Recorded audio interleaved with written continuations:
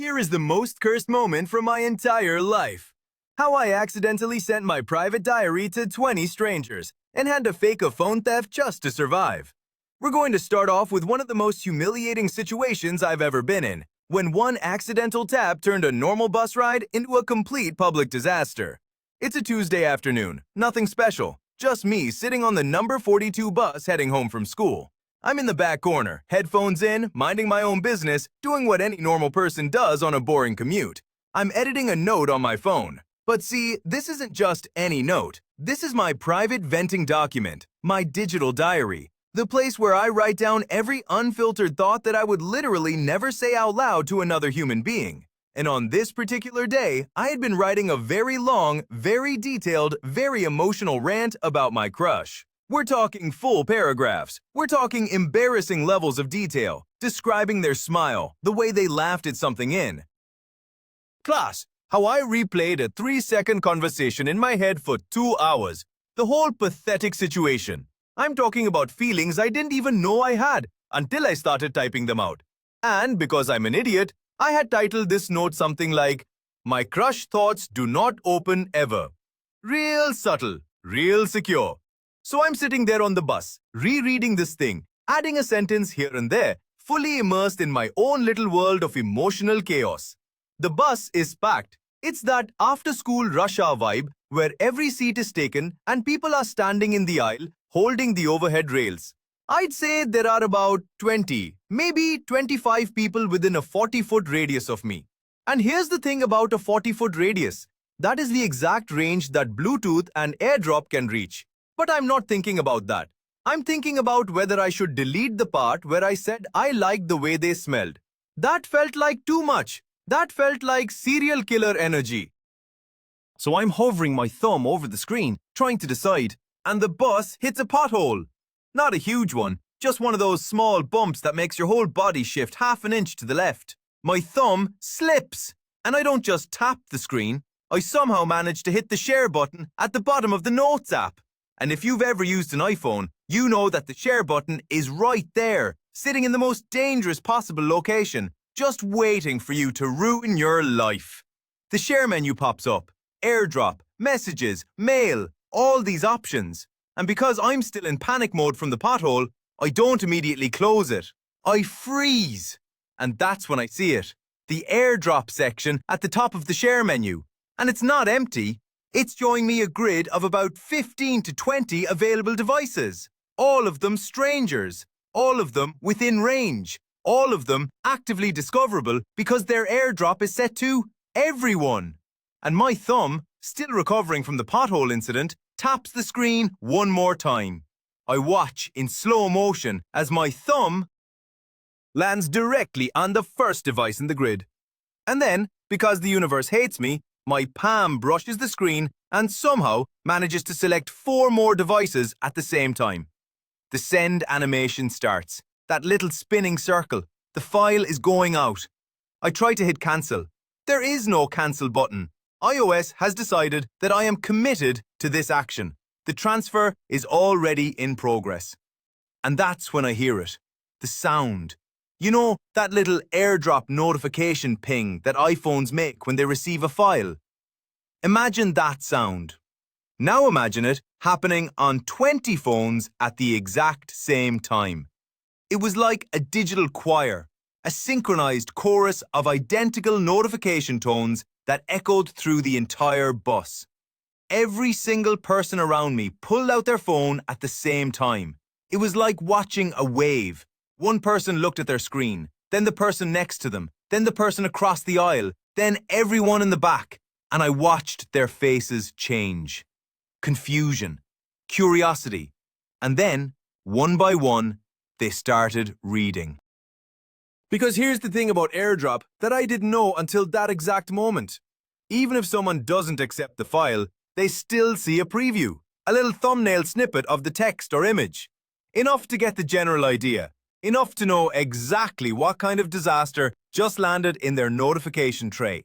And the first thing they see, before they even read a single word of my diary, is the name of the device that sent it. And what was my device name? Pathetic Loser's iPhone. I had changed it as a joke like 6 months ago and completely forgot about it.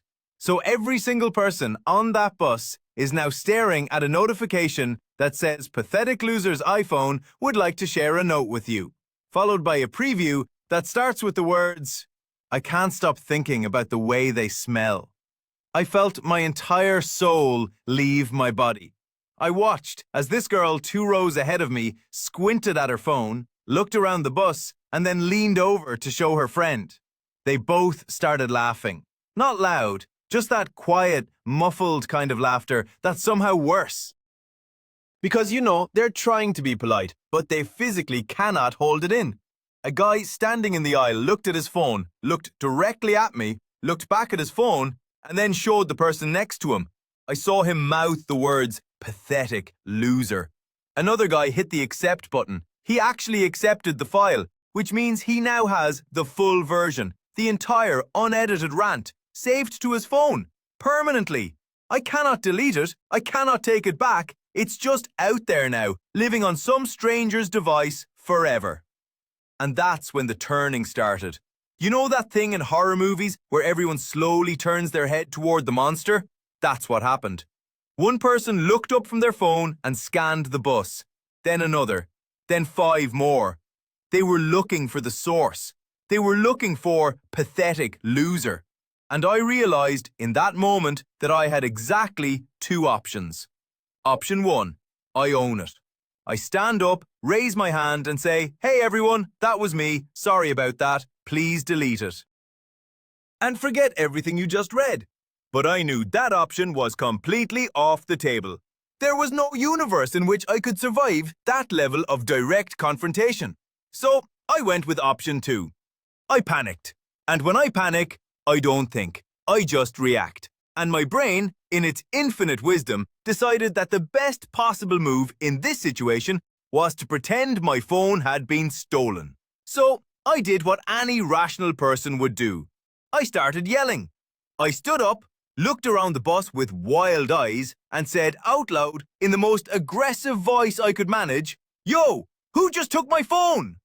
Dead silence. Everyone stopped looking at their screens and started looking at me. And I committed. I fully committed to the bit. I started pacing up and down the aisle, looking under seats, checking behind people, acting like I was searching for a thief. I made eye contact with the guy who had accepted the file and said, Bro, did you see anyone grab a phone? He just stared at me. No words, just stared. So I kept going. I pulled out my backup move. I started having a fake argument with an invisible thief. I looked toward the middle of the bus, pointed at nothing, and said, Are you serious right now? You're really going to play dumb? I can see you holding it. People started looking where I was pointing. There was nobody there. I had created a ghost.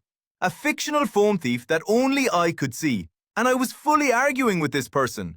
I said, Bro, just give it back. I'm not even mad. Just give it back and we're good. Still talking to no one.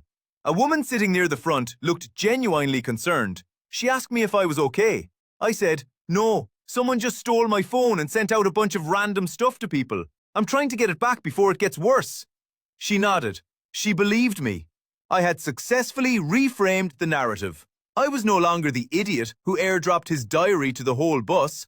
I was now the victim of a cruel and mysterious phone thief who was using my device to humiliate me. The guy who accepted the file was still staring at me.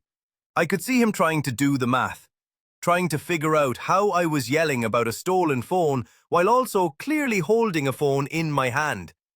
But I didn't give him time to process. I just kept moving, kept talking, kept pointing at empty spaces and acting like I was about to throw hands with a ghost. And then, because the universe decided I hadn't suffered enough, my actual phone buzzed. In my hand. The phone I was holding. The phone I was pretending had been stolen. Someone had replied to the airdrop. They had somehow figured out how to respond. The notification popped up on my lock screen. It said, Bro, are you okay? And it was from a device named Emma's iPhone. I looked up. A girl near the front was looking right at me. She was holding her phone. She had sent the message. She knew. I panicked again. I shoved my phone into my pocket, looked directly at her and said, "If you see anything, let me know." Then I sat back down in my original seat and stared at the floor for the rest of the ride. I didn't look up. I didn't check my phone. I didn't make eye contact with a single person. I just sat there, frozen, waiting for my stop. The bus went quiet. A few people were still whispering. I heard someone say, "Pathetic loser," out loud, and then laugh. Another person said, "That was the weirdest thing I've ever seen." But most people just went back to their phones.